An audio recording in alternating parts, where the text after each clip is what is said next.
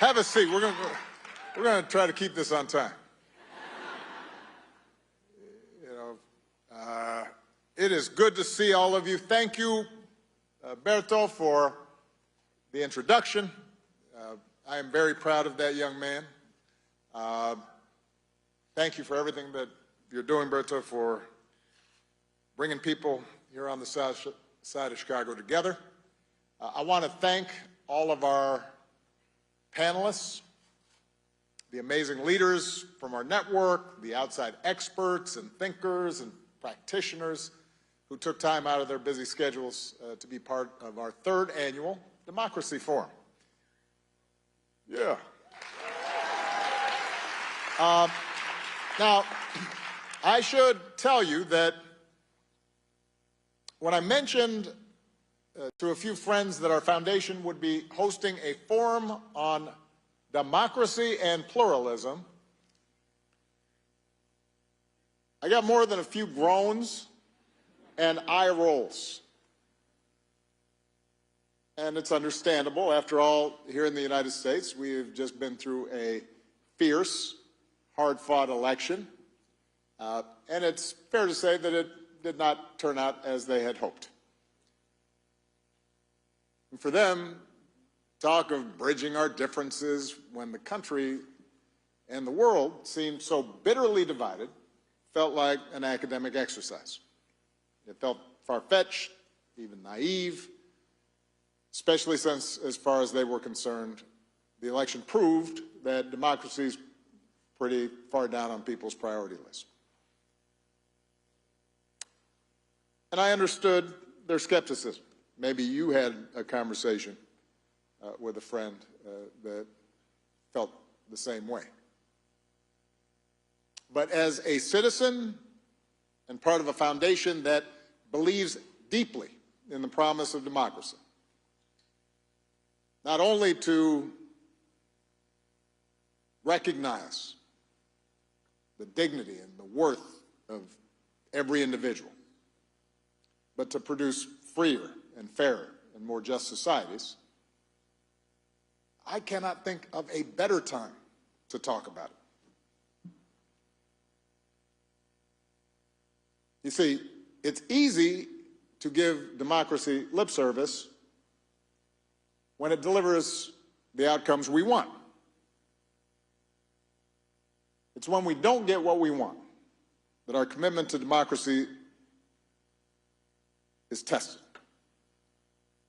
And at this moment in history, when core democratic principles seem to be continuously under attack, and when too many people around the world have become cynical and disengaged, now is precisely the time to ask ourselves tough questions about how we can build our democracies and make them work in meaningful and practical ways for ordinary people. And that's why we're here. That's what these forums have been about. 2 years ago, we kicked things off by examining the ways that we might counteract the flood of misinformation across the media landscape. Last year, we looked at how disruptions in the global economy and resulting rampant inequality is undermining faith in the democratic process. And we discussed how innovative economic reforms might give more people a stake in the system. So today we're focused on a third factor that healthy democracies depend on, an idea that political scientists often refer to as pluralism. Now, let's face it, pluralism is not a word that most of us use in everyday speech. I talked to one young leader earlier this year who's doing incredible work reducing gun violence here in the United States, and she admitted she had to look the word up right before our call. But the concept of pluralism should and is actually familiar to all of us. It means that in a democracy, we all have to find a way to live alongside individuals and groups who are different than us. So we commit to a system of rules and habits that help us peacefully resolve our disputes. We try to cultivate those habits, those practices that encourage us not just to tolerate each other, but also every so often join together in collective action. The pluralist ideal is what allows a Christian church and a Muslim mosque to sit side by side on the same city block and then maybe agree to share a parking lot. It's what keeps you from pulling down a sign in your neighbor's yard supporting a cause that you find completely irritating. And it keeps him from doing the same to you. It's what encourages you to team up with a coworker on a project and get the job done, despite the fact that the two of you disagree on abortion and gun ownership and the merits of Taylor Swift versus Beyonce. So this idea that each of us has to show a level of forbearance towards those who don't look or think or pray like us, that's at the heart of democracy. And it's hard. Even in relatively homogeneous countries, it's hard. It's not easy to maintain. Look what happened just this week in South Korea. But it's especially hard in big, multiracial, multi-ethnic, multi-religious countries like the United States. In fact, one way to think about the U.S. Constitution is as a rule book for practicing pluralism. So you get a Bill of Rights that allows us to think and speak and worship and assemble and vote on an equal basis, free from government coercion. And with that freedom, we can voice our beliefs and try to persuade others and form coalitions and compete for support and eventually elect representatives who will then go and negotiate and compromise and hopefully advance our interests. A majority rule determines who wins and who loses, but the separation of powers and an independent judiciary ensures that the winners don't overreach to try to permanently entrench themselves or violate minority rights. And just like a basketball game or a tennis match, we agree in advance that so long as the rules of the game are followed, the losers will accept the outcome of any given result, even if they still don't like the other side, knowing that they'll have another turn to try and come out on top the next time. So that's the theory. That's how pluralist democracy is supposed to work. It's the story that kids like me who grew up in the 60s and 70s were taught in school, what politicians and journalists wax nostalgically about when they talk about the good old days when both society and political parties were more genteel and less vicious, and America came together to promote the common good. Of course, in America, at least, the reality never fully matched the ideal.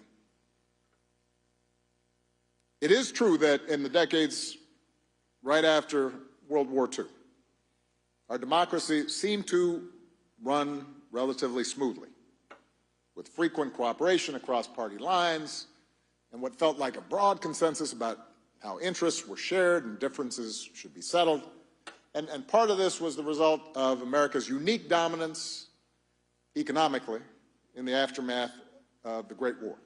So you have industrial competitors all across Europe and Asia who are still digging themselves out of the rubble at the time, which meant that fat corporate profits and rising living standards here in the United States helped smooth over friction between competing groups, between management and labor, or the industrial and agricultural sectors.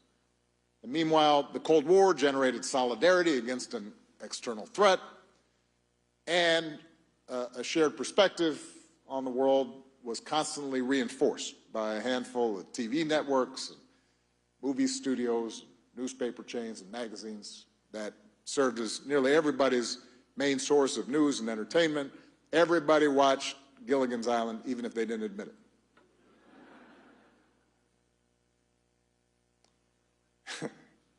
See, I know what generation you're from.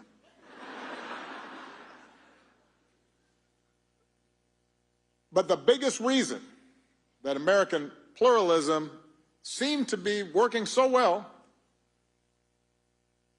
mainly had to do with who it left out.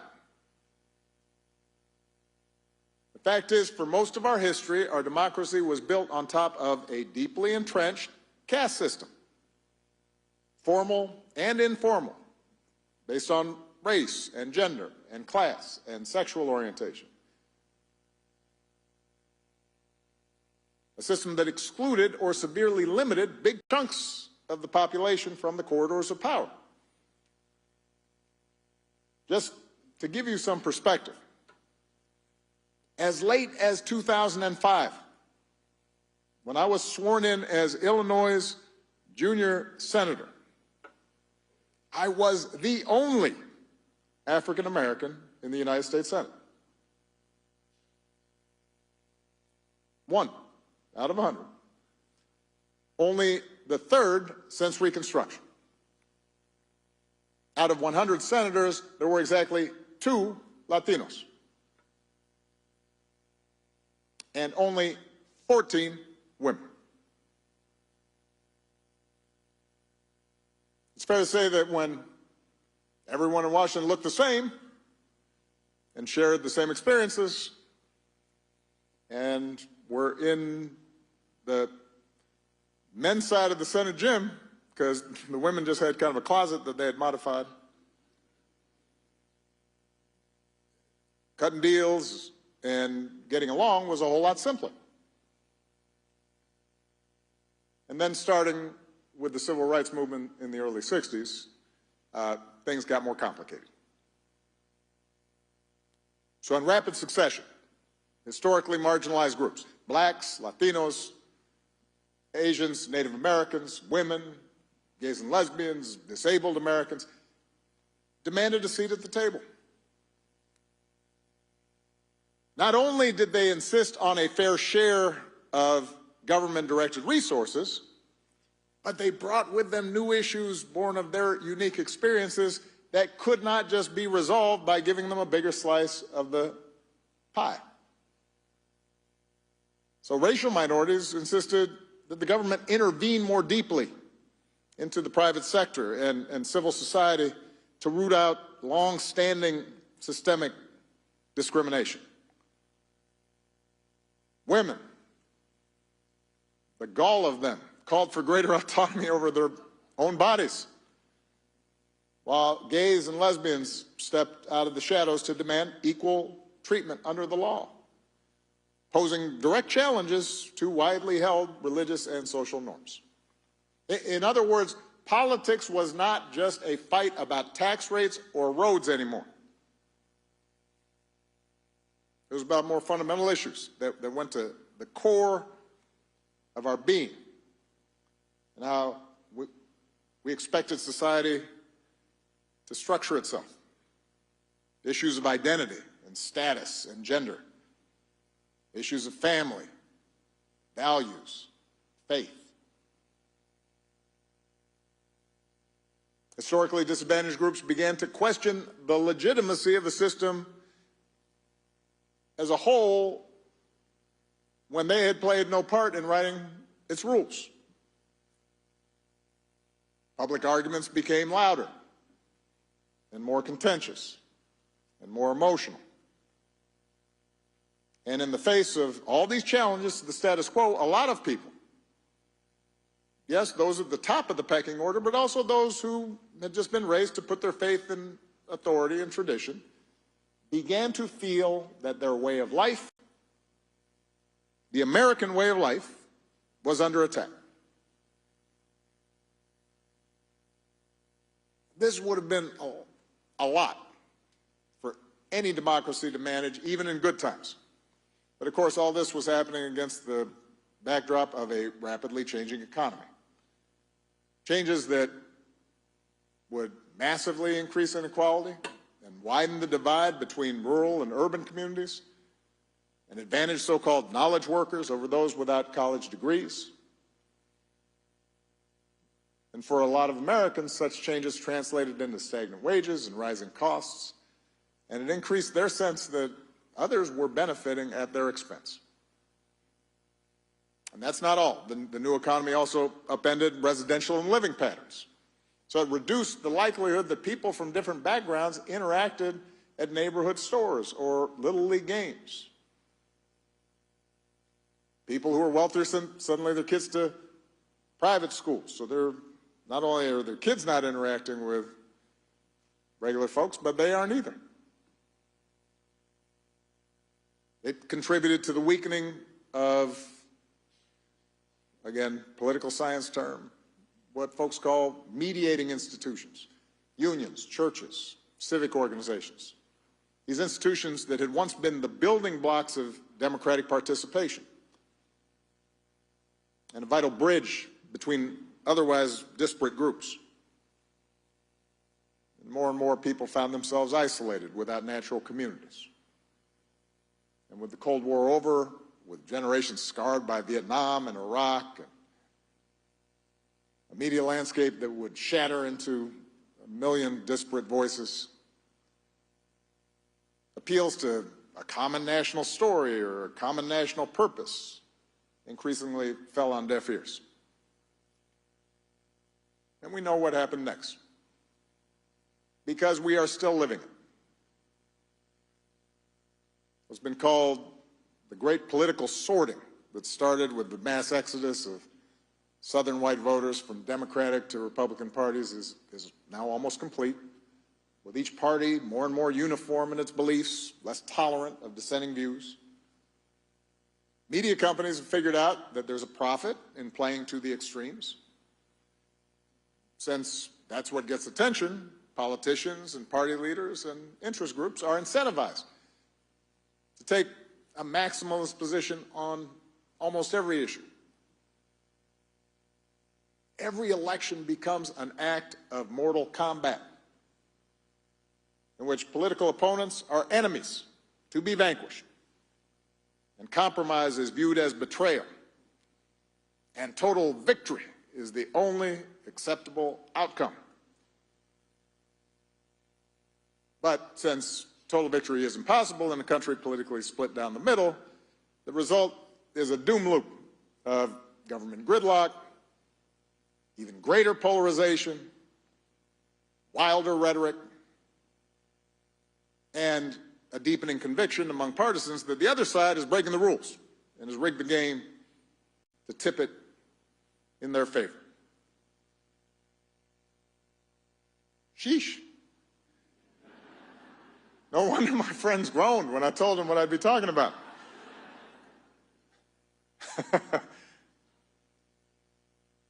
Now, before I go on, let me acknowledge I've been focused on the United States since that's what I'm most familiar with. But it's important to point out the particular struggles of every democracy differ depending on their cultural and political histories. The fault lines of division may be regional and linguistic, like they are in Spain, or religious, as they are in India and Northern Ireland, or ethnic, as they are in my father's homeland of Kenya. But no matter what country we're talking about, the same basic question remains. Can the idea of pluralism work in the current moment? And for that matter, is the concept even worth saving? I believe the answer is yes.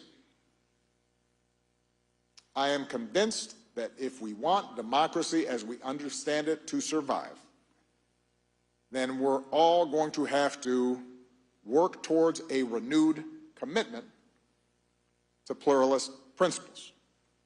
Because the alternative is what we've seen here in the United States and in many democracies around the globe. Not just more gridlock, not just public cynicism, but an increasing willingness on the part of politicians and their followers to violate democratic norms, to do anything they can to get their way, to use the power of the state to target critics and journalists and political rivals, and to even resort to violence in order to gain and hold on to power. We have seen that movie a lot. So how do we choose the better path? I'm not going to pretend that there are easy answers. Some of the trends I described played out over decades. Reversing them is going to take time as well. But as you've heard from many of our panelists today, we are seeing successful efforts around this country and around the world to reinvigorate pluralist values. And rather than just repeat what you've already heard from some of our panelists, I'm just going to try to quickly summarize a few quick principles for us to consider in our work. Point number one, building bridges is not contrary to equality and social justice. In fact, it is our best tool for delivering lasting change. Today, there is a perception among some advocates that being adversarial is the main way to make change. Compromise and civility only serve to entrench existing power structures. And partly this reflects legitimate frustration over the seeming inability of the existing political process to get anything done. And they are certainly right that those in power have often cloaked their resistance to meaningful change by appealing to civil dialogue and lengthy deliberation and let's form a committee. In his letter from Birmingham jail, Dr. King scolded those who counseled patience and seemed more worried about social disruption than rank injustice, saying that there comes a time, Dr. King said, when the cup of endurance runs over and men are no longer willing to be plunged into the abyss of despair.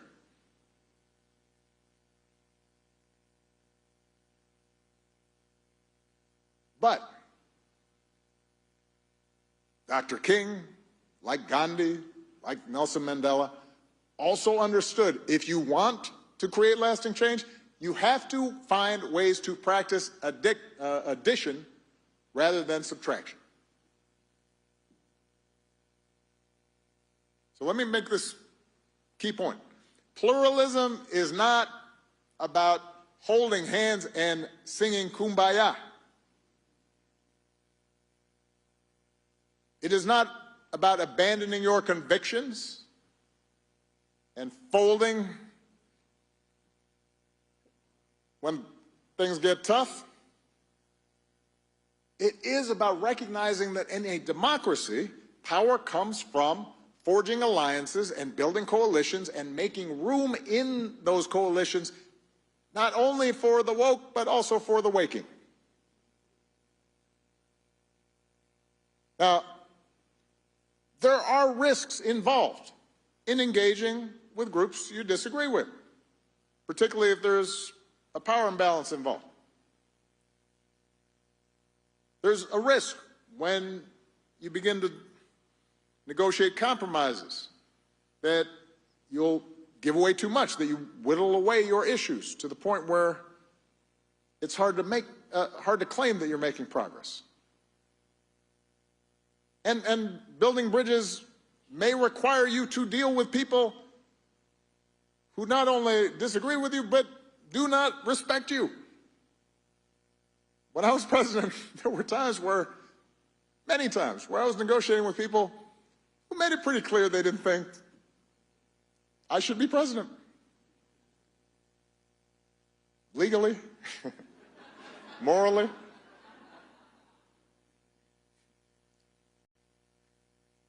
But as long as we're clear about our core principles, as long as we know what our North Star is, we have to be open to other people's experiences and believe that by listening to these people and building relationships and understanding what their fears are, we might actually bring some of them, not all of them, but some of them along with us. And this is not just the job of leaders. This is an important point.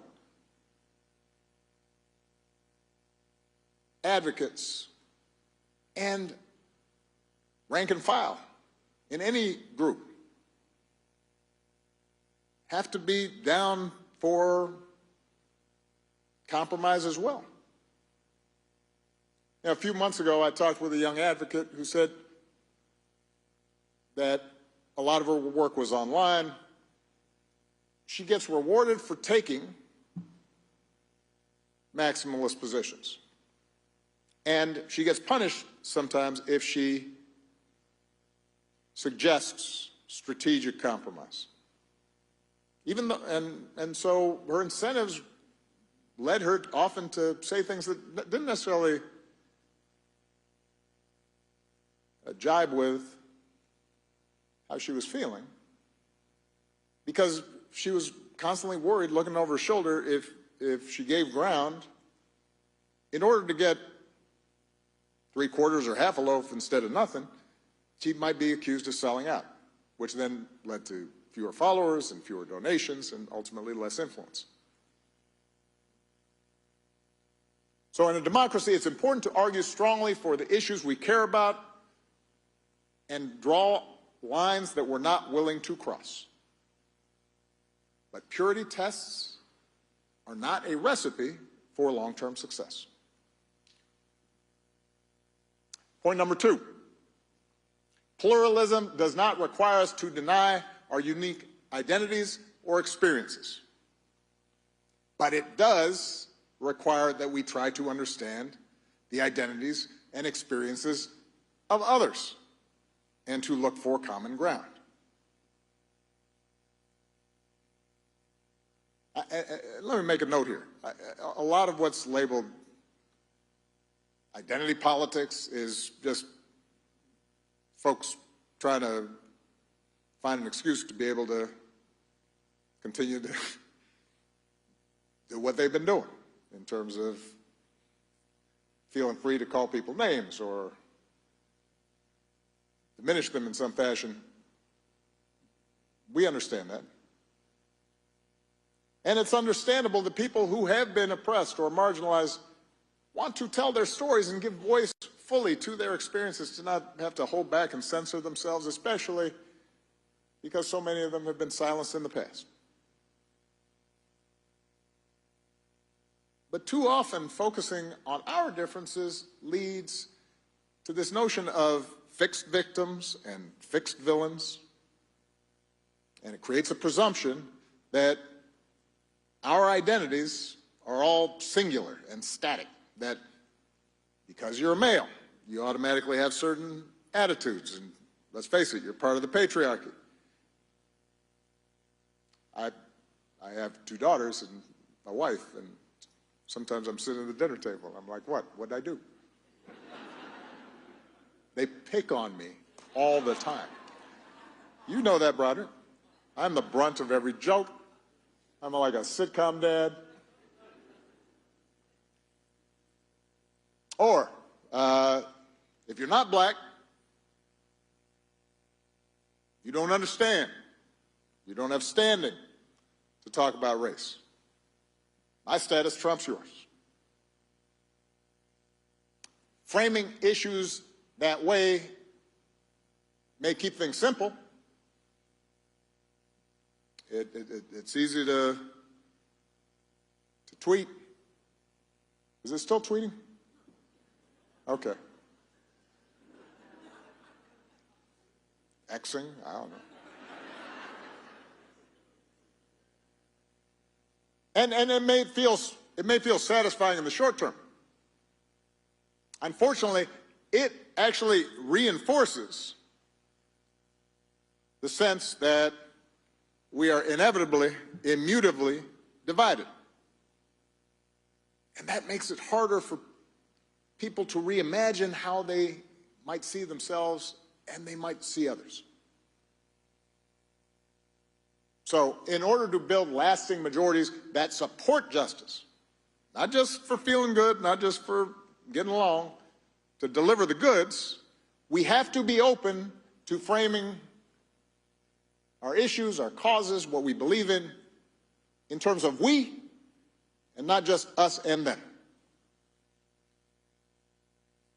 We have to try to frame issues in ways that at least consider the possibility of a win-win situation rather than a zero-sum situation. That's what Mandela understood when he befriends the man guarding his prison cell. That's what King understood in framing the issue not simply as an African-American issue, but as an American issue. Right? Who are we? What are we trying to be?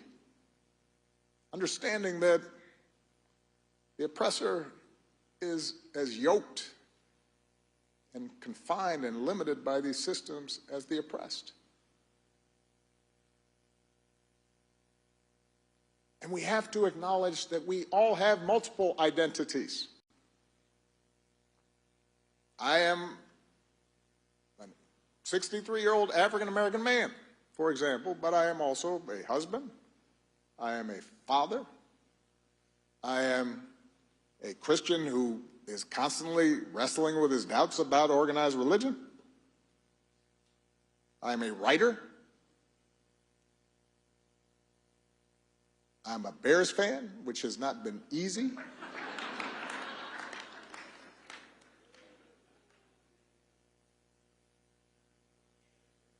Recognizing and listening for those multiple identities as opposed to just looking at somebody and saying, oh, they're that kind of way. Being open to the fact that even the folks we disagree with most might have something that surprises us. That's an opportunity that we cannot afford to miss.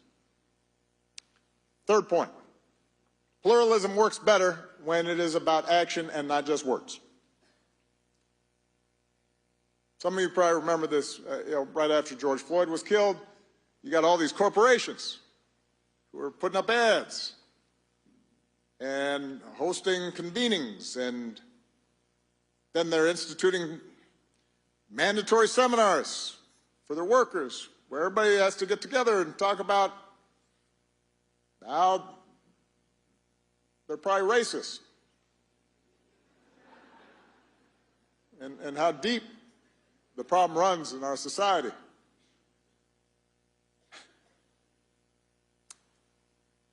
And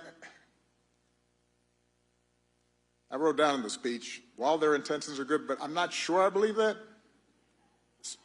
There's a little bit of like, let's get over on the cheap, but let's assume sometimes the intentions were good. Nothing changed. And unsurprisingly, 4 years later, all those seminars disappeared.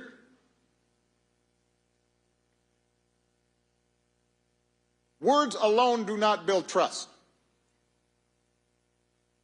Words alone do not rid people of prejudice. What does build trust, because it builds relationships, is people banding together to get stuff done.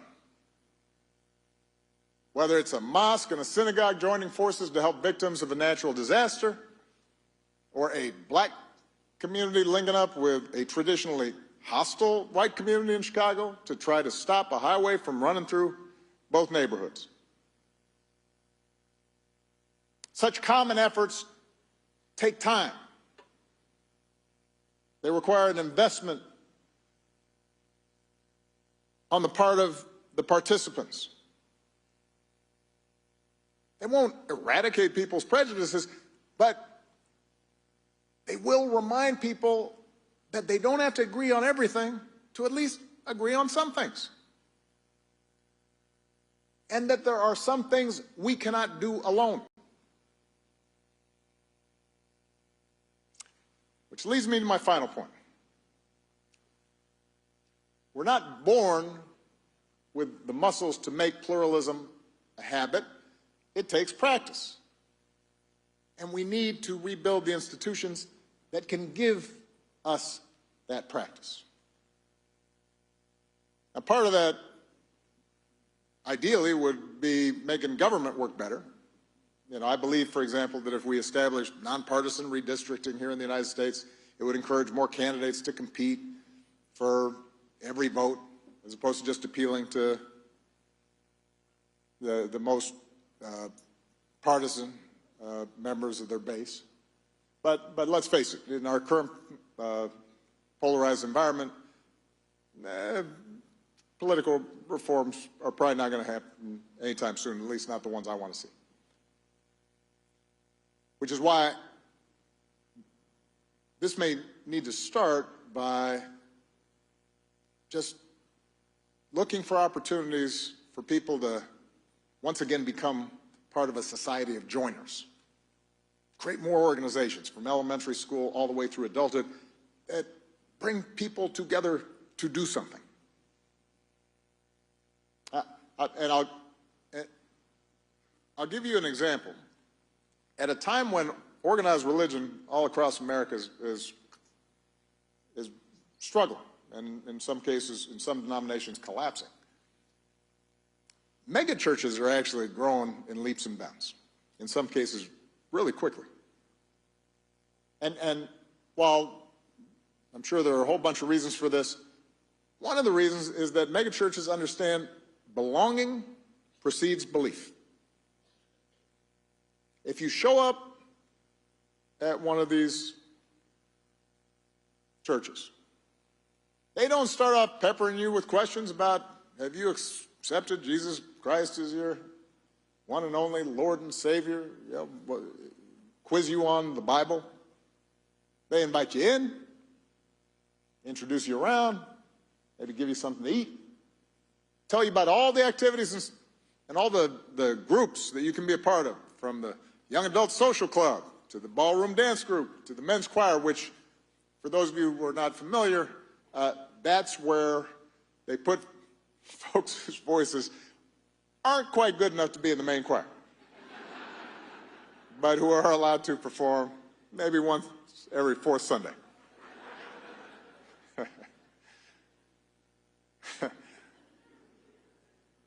Point is, oh, I'm sorry, brother, are you in the... You know what I'm saying is true.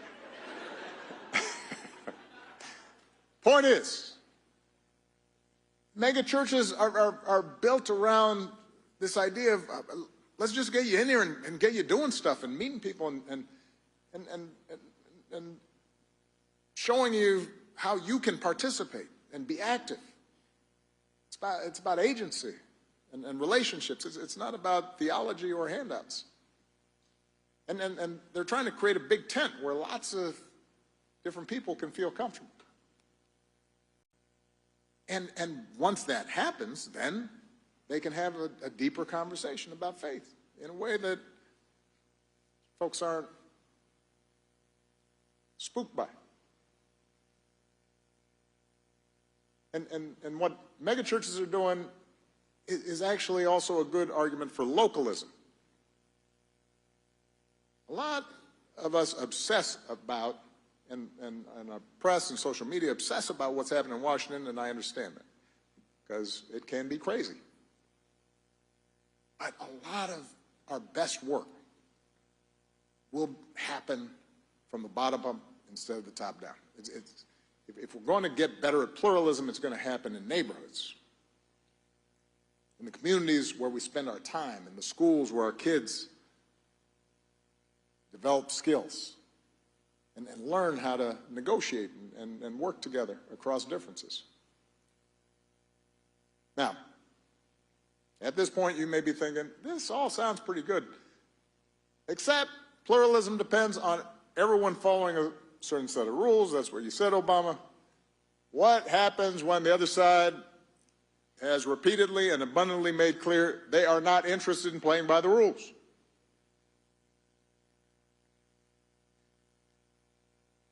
It's a problem. And when that happens, we fight for what we believe in. There are going to be times, potentially, when one side tries to stack the deck and lock in a permanent grip on power, either by actively suppressing votes or politicizing the armed forces or using the judiciary, the criminal justice system to go after opponents. And in those circumstances, pluralism does not call for us to just stand back and say, well, I'm not sure. That's okay. In those circumstances, a line has been crossed, and we have to stand firm and speak out and organize and mobilize as forcefully as we can. But even in those circumstances, it's important to look for allies in unlikely places. And too often we assume that people on the other side have monolithic views, when in reality some of them may share our beliefs in sticking to the rules, observing norms. And that's why, when it's appropriate, there is nothing wrong with reinforcing and lifting up elected officials or voters, your neighbors, your friends, who you may not disagree with anything, but they do agree with you on that, because they may be able to exert influence on people they've got relationships with within the other party. So, none of this will be easy. Building up these habits and practices that so often we've lost, learning to trust each other again, that's a generational project. Which is why I am so excited about the young people, some of whom you've already heard from today and who you will hear from in a moment, who are experimenting with different ways to do this. I'm thinking about leaders like Lumiere Lepre, community organizer in France, who's training a network of rural change makers in a country where extremism dominates many villages. Or Ayu Kartika Dewi, who started a program in Indonesia that sends children and their mentors to different parts of the country during school holidays to live with a family from a different cultural background. Leaders like Lumiere and Ayu are showing us the way. And what they're discovering is that when they apply the principles we just talked about, when they listen, they recognize their multiple identities, seek out common experiences and common values, they're not just strengthening democratic habits. They're building stronger organizations, which means they can deliver better results, concrete results for their members. That is the power of pluralism. That's how we break this cycle of cynicism that's so prevalent in our politics right now. And ultimately, that's how we're going to solve some of the greatest challenges of our time. So, I now want to bring a few